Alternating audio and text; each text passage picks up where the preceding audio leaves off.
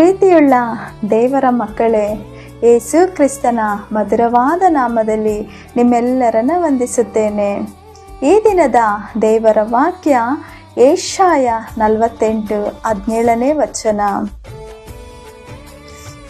ನಿನ್ನ ವಿಮೋಚಕನು ಇಸ್ರಾಯೇಲರ ಸದಮಲ ಸ್ವಾಮಿಯೂ ಆದ ಯೆಹೋವನು ಹೀಗೆನ್ನುತ್ತಾನೆ, ನಾನೇ ನಿನ್ನ ದೇವರಾದ ಯೆಹೋವನು, ನಿನಗೆ ವೃತ್ತಿ ಮಾರ್ಗವನ್ನು ಬೋಧಿಸಿ ನೀನು ನಡೆಯಬೇಕಾದ ದಾರಿಯಲ್ಲಿ ನಿನ್ನನ್ನು ನಡೆಸುವವನಾಗಿದ್ದೇನೆ. ಪ್ರಿಯವಾದವರೇ, ನೀವು ಯಾರೇ ಆಗಿದ್ದರೂ ಸಹ ದೇವರಿಗೂ ಮತ್ತು ಈ ಲೋಕಕ್ಕೂ ಪ್ರಯೋಜನವುಳ್ಳವರಾಗಲು ಸಾಧ್ಯವಿದೆ. ನಿಮ್ಮಿಂದ ಅಸಾಧಾರಣವಾದ ಮತ್ತು ದೊಡ್ಡ ಕಾರ್ಯಗಳನ್ನು ಖಂಡಿತವಾಗಲು ಮಾಡಿ ಮುಗಿಸಲು ಸಾಧ್ಯ. ನಂಬುವವನಿಗೆ ಎಲ್ಲ ಸಾಧ್ಯ. ನೀವು ಪ್ರಯೋಜನವುಳ್ಳವರಾಗಿ ಪ್ರಕಾಶಿಸಲು ದೇವರ ಕೃಪೆ ಮತ್ತು ನಂಬಿಕೆ ಬಹಳ ಅವಶ್ಯ. ಈ ಮಾತು ಸತ್ಯವಾದದ್ದು. ಇಂದು ಸೈತಾನನು ತರುವ ದೊಡ್ಡ ಶೋಧನೆ ಅಥವಾ ಕುತಂತ್ರ ಏನೆಂದರೆ ಮನುಷ್ಯರ ಮನೋಧೈರ್ಯವನ್ನು ಅಥವಾ ಮನೋಬಲವನ್ನು ಕುಂದಿಸುವಂಥದ್ದು. ಅಂದರೆ ಒಂದು ಕೆಲಸವನ್ನು ಮಾಡದಂತೆ ತಡೆಯುವಂಥದ್ದು. ಒಬ್ಬರ ನಂಬಿಕೆ ಮತ್ತು ಉತ್ಸಾಹವನ್ನು ಕಡಿಮೆ ಮಾಡಿ ಮನಸ್ಸನ್ನು ಕುಗ್ಗಿಸುವಂಥವನು.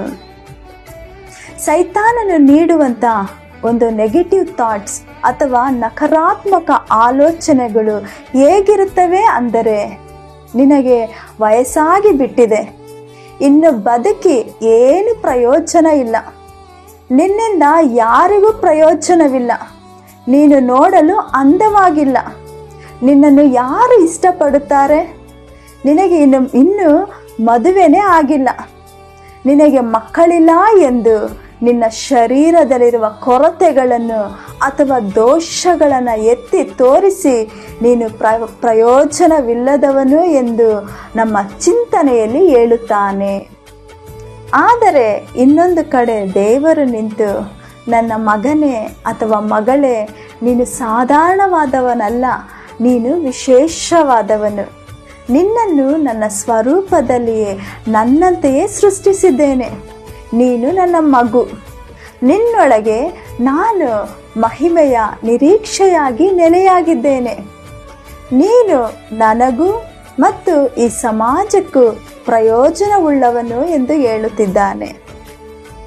ಆದರೆ ಇಂದು ಅನೇಕರು ನಾನು ಹುಟ್ಟಿ ಏನು ಪ್ರಯೋಜನ, ಯಾವುದಕ್ಕೂ ನಾನು ಲಾಯಕ್ಕಿಲ್ಲ ಎಂದು ಕೊರತೆಗಳನ್ನು ಕಾಯಿಲೆಗಳನ್ನು ಯೋಚಿಸುತ್ತಿದ್ದಾರೆ ಹೊರತು ಆ ಕೊರತೆಗಳನ್ನು ನೀಗಿಸುವ ದೇವರನ್ನು ಅವಲಂಬಿಸಿಲ್ಲ. ನಾವು ಪೌಲನಂತೆ ನನ್ನನ್ನು ಬಲಪಡಿಸುವ ಕ್ರಿಸ್ತನ ಮೂಲಕ ನಾನು ಎಲ್ಲವನ್ನು ಮಾಡಬಲ್ಲೆ ಎಂದು ನಂಬಿಕೆಯಿಂದ ಈ ಮಾತನ್ನು ಹೇಳಬೇಕು ಮತ್ತು ಅನೇಕರಿಗೆ ಪ್ರಯೋಜನವುಳ್ಳವರಾಗಿ ಜೀವಿಸಬೇಕು. ಹಾಗಾಗುವಂತೆ ದೇವರು ನಿಮ್ಮನ್ನು ಆಶೀರ್ವದಿಸಲಿ. ಆಮೇನ್. God bless you.